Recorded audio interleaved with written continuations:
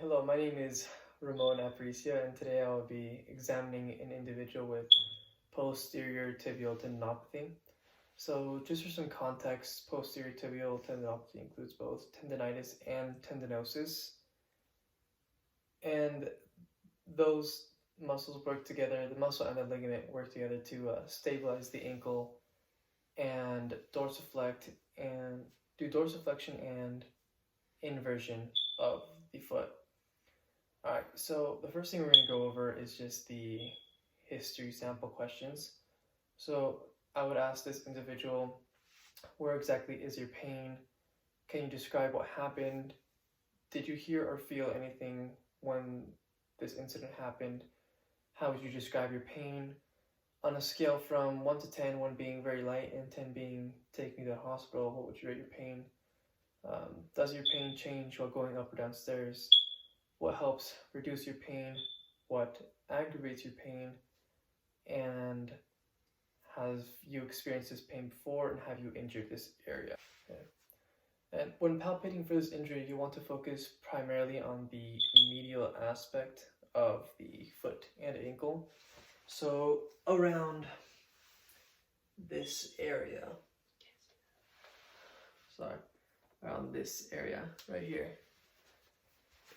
And to be more specific, it'll be around the navicular bone and slightly around the medial malleolus. The patient will normally report pain and swelling along the area I showed earlier. And it would also be very difficult for this individual to stand on their tiptoes and go up or down stairs.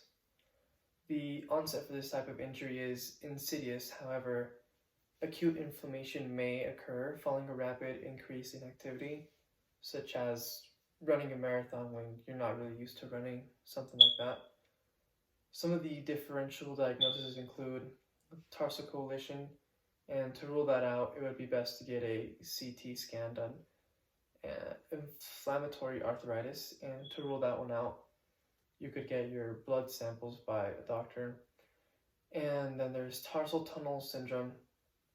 And to rule that out, you want to ensure the patient is not feeling any radiculopathy down the posterior side, so their hamstrings area. And to rule in posterior tibial tendinopathy, you would want to ask the individual to stand flat on their feet and then stand on their tiptoes. When a patient stands on their tiptoes, the heel of the affected foot will not bend inwards. The normal foot will stay in an inverted position, while the affected hind foot will stay in a valgus position.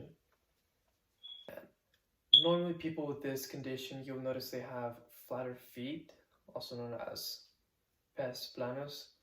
Their affected foot will be in an abduct position, and thus the heel ends up in a valgus position. Treatment depends mostly on the severity of this injury, and if it is more severe, then surgery will be required.